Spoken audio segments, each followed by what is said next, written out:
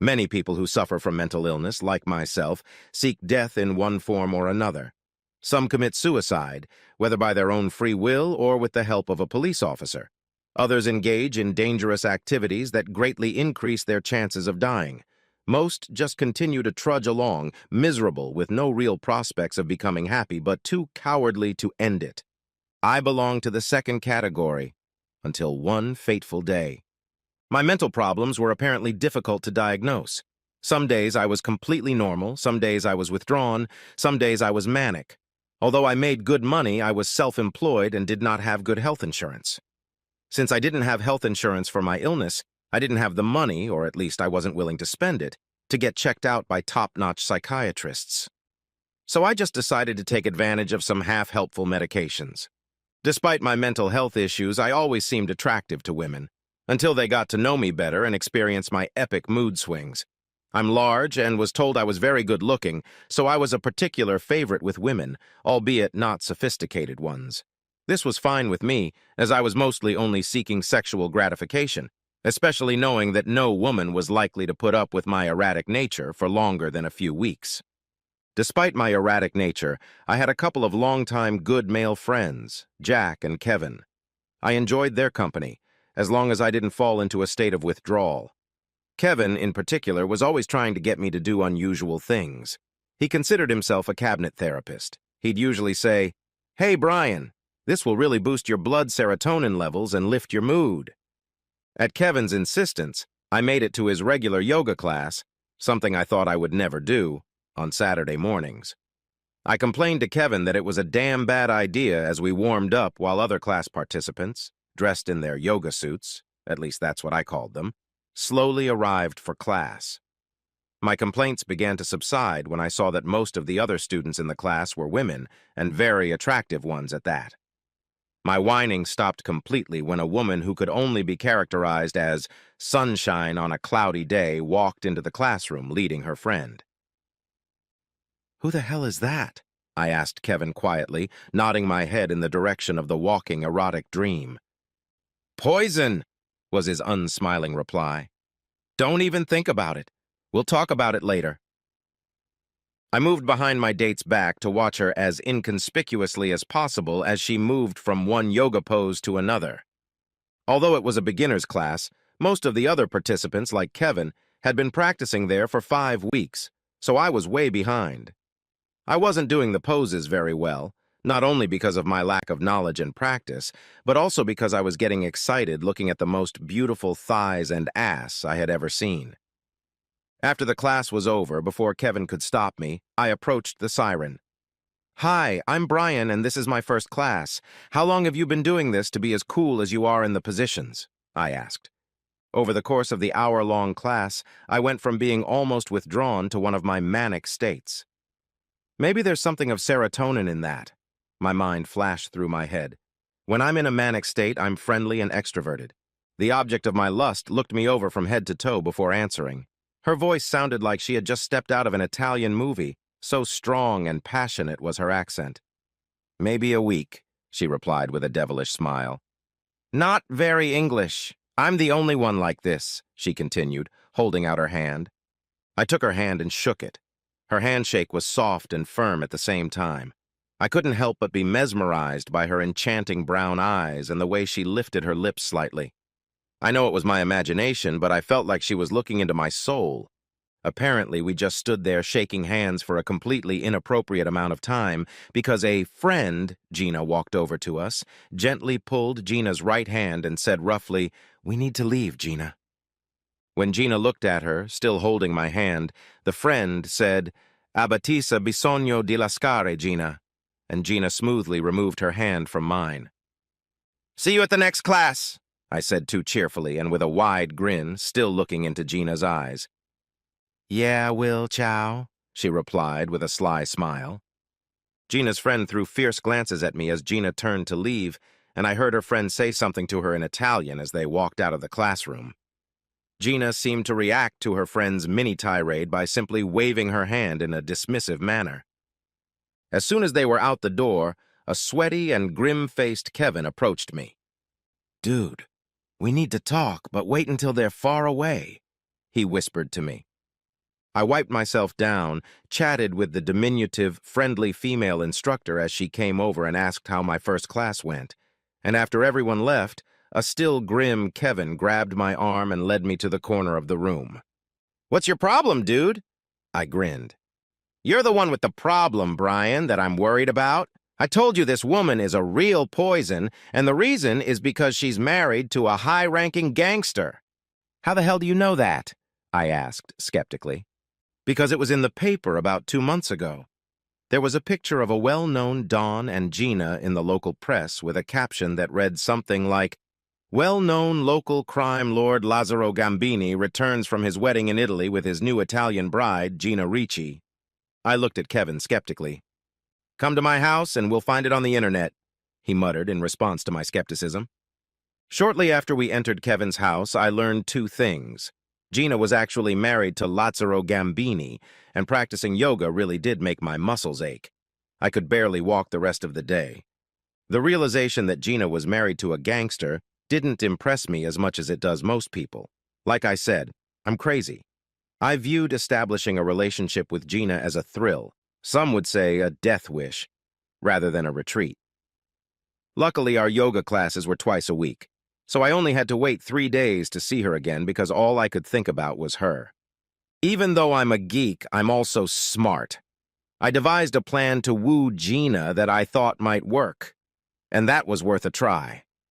I decided to be especially nice to Gina's friend. Kevin told me that he didn't know her name, and Gina were almost always the last to arrive to class, and I intended to use that information to my advantage. Towels were provided in the classroom, but they were not in abundance. I got to class early, counted the towels, and made sure there was one less than there were students, and hid the rest in the men's room and prayed that everyone would be there that day. Fortunately, they were. When Gina and her friend entered the classroom just before class started, I smiled at them both. Gina smiled back, but her friend did not. As they walked over to the towel rack, the friend gave the last one to Gina and then started looking around for another. I jumped to my feet, walked over to my friend and said, "They don't seem to have enough towels today. Why don't you take mine? I haven't used it yet, and I'll go look for another." "By the way, my name is Brian," I said with a perfectly cheerful look and a wide smile. She looked at me sternly at first, and then her expression seemed to soften as she took the towel from my hands and said, "Thank you." "What's your name?" I asked cheerfully, holding out my hand. "Adriana," she said cautiously as she shook my hand. "What a beautiful name." A true statement, but obviously a sycophancy, to which she responded positively. "It's nice to meet you, Adriana," I continued. At this point, the instructor called the class to order. "I'll find more towels," I said quietly to Adriana as I quickly left the room and just as quickly returned with 4 towels that I had hidden in the men's room.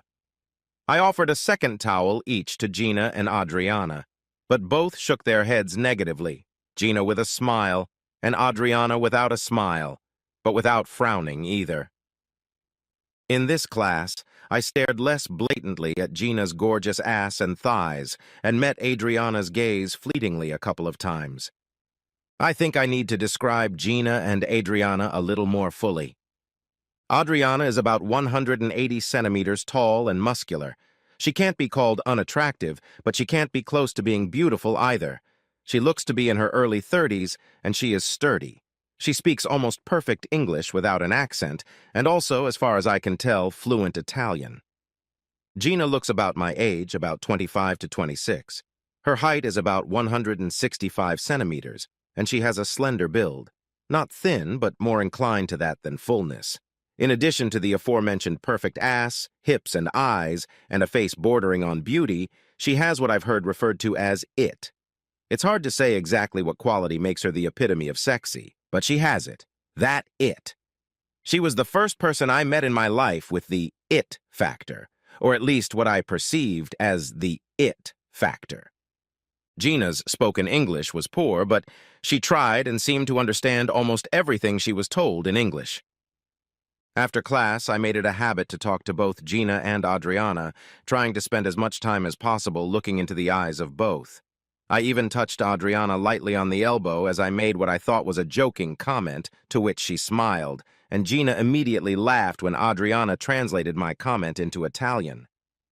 After that class, Adriana began to treat me more friendly, though still wary, and I made it a habit to park near or between them during each class. After one class, I invited them to join me for coffee and biscotti at a local Italian cafe. Of course we can go, Adriana. Gina brightened up. For about a minute, they chatted in Italian. Their body language didn't indicate that they were fighting, but there were no smiles on their faces either. My treat, I interjected. Good, they replied in unison. Gina smiled broadly and Adriana smiled slightly. I was a little puzzled when a black sedan with tinted windows seemed to follow us all the way to the cafe, but I didn't tell Gina or Adriana that. At the cafe, I had a very pleasant conversation with both of them. Gina's English was getting better each time, and she used very few Italian words in this setting. Adriana only had to translate one thing I said. In the middle of our meeting, I felt Gina's sandal rest on my foot. I didn't remove my foot. After a few minutes, she removed her foot, and I discreetly removed my right shoe and played with her foot. I hugged them both goodbye, first gently hugging Adriana and then also hugging Gina. I was confused again when they walked up to the sedan with tinted windows and got into the back seat, but although I didn't show it, my heart jumped when Gina gave me a truly seductive smile that neither Adriana nor the driver of the car could see. That night, I picked up a woman at the bar who was as similar to Gina in appearance as possible and vigorously fucked her 4 times, fantasizing that it was Gina.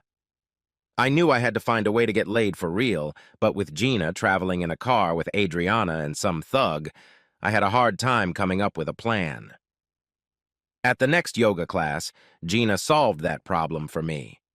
Before class even started, with Adriana clearly turned away, Gina slipped me a piece of paper.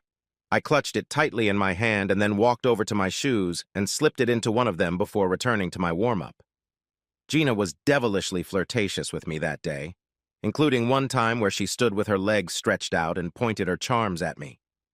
When I saw this, I instantly had a very noticeable desire. After class, I invited them over for coffee and biscotti again, but Adriana politely declined, and Gina only smiled. After everyone left, I looked at the piece of paper in my shoe. Meet me in the lobby of the Hotel Blanco on Tuesday at 2 p.m. Change your clothes. It was all I could do not to spontaneously fuck up my pants. The wait from noon Saturday to 2 p.m. Tuesday seemed to take a month. The Hotel Blanco was a mid-range hotel in a remote part of town, probably a good 15 to 20 kilometers from the part of town where Gina and Adriana said they lived. I got there early, as the overdressed Gina had told me to, though probably not very successfully. However, I almost didn't recognize her. The disguise was great. She was wearing a blonde wig, green contact lenses, lined clothes, and stompy shoes. "Why don't you get a room?" she muttered, stroking my arm. 2 keys. I did as instructed, and then found her behind a column in the lobby. "What room?" she asked, taking one of the keys from me. 414, I answered. "See you in 5 minutes," she whispered with a devilish grin on her face. Waiting in the room, I stripped down to my boxers and brushed my teeth. Neither of us had any doubts about what was about to happen, so why pretend? Gina walked into room 414 with the same evil smirk on her face that she had seen in the lobby. She smoothly walked over to me, captured the most passionate kiss I had ever received on my lips, and then ran her hand down my underpants. It only took a few seconds to remove the conservative skirt and soft pullover blouse. After a few minutes of just tormenting each other, I presented her with a taser, also known as 2 in plus, 1 in stink, or 2 in the wound, 1 in the stash. Apparently, she had never had one of these before. Despite the rapidity of our ecstasy, we were both sweating profusely because we had put so much effort into it. It was real sex. You must be the best slut on the planet. This brought a wide smile to her face as she covered my cheeks and neck with kisses. We lay in each other's arms, smiling and chatting. When we recovered from our second sex, we showered together and then had a serious talk. "You know what's dangerous with me, Brian? I realize your husband is a gangster, Why did you marry him? In Italy, I didn't have much choice. My father, my mother, because of this, I want to move to the States, decided I could live with it. It's not a lot of fun. I don't think there's any way you can leave him. He'd probably kill whoever I left with and hurt me badly. What if he finds out I slept with you? We'll kill you for sure and hurt me badly again. I'm careful, but I need you to fuck me. You, as they say, turn me on. Gina, you're the most amazing woman I've ever seen. I need to keep sleeping with you. She smiled broadly and then kissed me. What's the story with Adriana? The story? I mean, what's going on with her? She's a real Americano. She has Italian parents. She speaks good Italian, too, and my husband says she's my, I'm not sure how to say this. Bodyguard? No. Companion? Maybe, but not exactly. Personal assistant?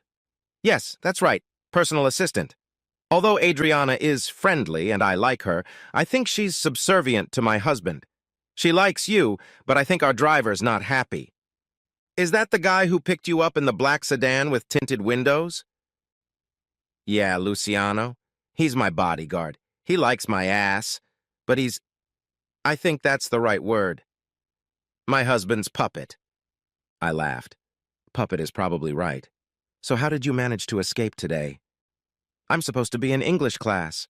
My teacher, she's got my back. I'm good at studying on my own, so everyone says I'm doing well. Can we meet again? I asked, lightly stroking her face. You bet, Gina laughed. We need something better than my yoga note for the future. I agree. I'll buy us a couple disposable phones the next time we meet, I said as I continued to stroke her face. Then we exchanged a passionate kiss. You're going to leave now. I need to clean myself up, she said. Take a shower? I grinned. Yes, that, she smiled. I'll see you at yoga. After another passionate kiss, I left and immediately bought 2 disposable cell phones. My sexual experience with Gina was not only the best of my life, I had different feelings for her than I had for any other woman. I wasn't sure what love was, but I was willing to admit that that was what my feelings for her were. I knew damn well I was playing with fire, or poison, as Kevin put it. I mean, the young, sultry wife of a major crime lord. I didn't give a shit. I think this is where the lust for death comes into play. I really felt like I was on the path to wanting to be with Gina all the time, and I didn't care what the risks were. Over the next 2+ months, Gina and I became very close. We had sex a couple hours a week, and it was always amazing. We really connected on a personal level as well, both when we were alone and during and after yoga class, which we still attended twice a week. To throw Adriana off balance, I always complimented her loudly with a wide smile, while Gina only gave me a sneaky smile. During this time, Gina also learned to speak English pretty well, although she still had that sexy Italian accent. I hope she never gets rid of it, it turns me on. She could easily understand and respond to most English sentences. In those 2+ months, I learned a lot about Gina and her situation. She was essentially forced to marry Lazzaro Gambini. The sex with him was horrible. In public, he treated her like a trophy rather than a truly functioning, rational human being, and constantly humiliated her in private. Gina had a real talent for painting anything, from portraits to houses, and making pottery. One afternoon, after an exceptionally wonderful, even for us, sexual encounter where she sat on my lap and looked into my soul with her doe eyes while we mercilessly had each other, tears came to Gina's eyes. I wish we were together, Brian. I'm on the verge of a breakdown over being married to that cattle Lazzaro. But he'd kill us. After she cried for a while, what had been on my mind since I'd met her boldly came to the forefront. Run with it, I said to myself. Lifting Gina's chin, I looked into her eyes, smiled, and said, by next week, I'll have a plan for how we can be together forever. Even if we get caught, you probably won't suffer any consequences, just me. She wiped away her tears and smiled. I hope so, she giggled, and then hugged and kissed me fervently. Although I had no doubts that I was going to continue, I surprised myself by making a list of pros and cons for both the overall concept and each individual scenario I came up with. The fact that I was going to get killed was not on either list. either for or against, although that possibility was real. The major plus for the overall concept was that since I'd met Gina, I hadn't had a truly bad day. Not one. My worst day was ordinary, and my best days were much better than ever before. I wasn't fickle anymore. I guess serotonin really does work, I said to myself. And Gina makes me drink a pint of that drink every time I just think about her, not to mention giving her a hug. The next week when we had our Monday morning sex fest, Adriana and Lazaro were starting to trust Gina more, so she had a little more freedom to leave at different times. I explained to Gina the scenario I had chosen.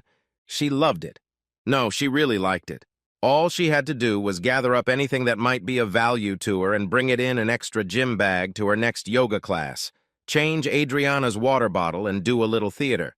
At the next yoga class, I was excited, but calm at the same time. Gina looked excited, too.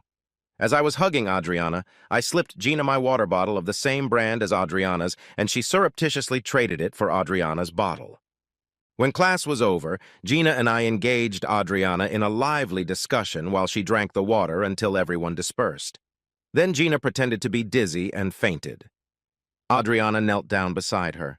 The sleeping pills I had slipped into Adriana's water bottle weren't working fast enough to satisfy me, so I resorted to Plan B and stuck Adriana with a small needle while holding her by the neck. A few seconds later, she passed out. I grabbed Gina's gym bag and we ran to the front door. Before we got out, I threw Gina over my shoulder and carried her to the car. I yelled to Luciano that something was wrong with Gina and Adriana. He was skeptical at first, but since Gina was great on stage, he bought the hook, line, and sinker. I begged him to go get Adriana while I put Gina's seatbelt on in the back seat. Luckily, he did so, leaving the keys in the ignition, so I didn't have to resort to the backup of pulling out my gun and handcuffing him. As soon as he entered the building, I jumped into the driver's seat and sped off. We drove to my house, where in the covered parking lot I had all the tools I needed to remove the GPS and LoJack from Luciano's car and change the license plates to the ones I had stolen the day before from a car of similar make and color. I took my 2 suitcases I had packed over the past few days, which contained every last dime of cash or regular debit cards, including the money from the sale of my car and any other valuables I had, and we left. I put the LoJack tracker and GPS unit from Luciano's car in the trunk of a large truck with Nevada plates parked at a truck stop, and we drove in the opposite direction of the artist colony that I hoped we could make our home, at least for a while. After putting 300 kilometers between us and Lazaro, we stopped at a motel, paid cash, and loved each other to death. I think that was the happiest day of my life. "So what are your plans now?" Gina asked me, lying on my chest. "First, we're going to buy a used car that I can pay cash for and get rid of the one we have now. I have enough money to get us through 2 years without having to look for a proper job. Since they'll find the car, we'll go back the way we came and keep going until we get to the artist's colony I've chosen." "An artist's colony?" she asked excitedly. "Hell yeah! You can do painting and pottery, and most of the people in these places are easy to get along with. They don't ask too many questions." "I love you," she grinned, and then kissed me hard. "I'll return the favor," I chuckled. "Eventually, we'll need new IDs, and once we get them, we can do whatever we want. I wonder if Lazaro will call the police to help get his kidnapped wife back, or would that be too much of a humiliation for him?" "I wonder that too," I grinned. "I guess we'll find out. But I'm sure of one thing." "What's that?" Gina asked, stroking my chest. "I'm not going to bring you back. If they catch us, I'll die fighting them. But as long as I have a pulse, they won't take you.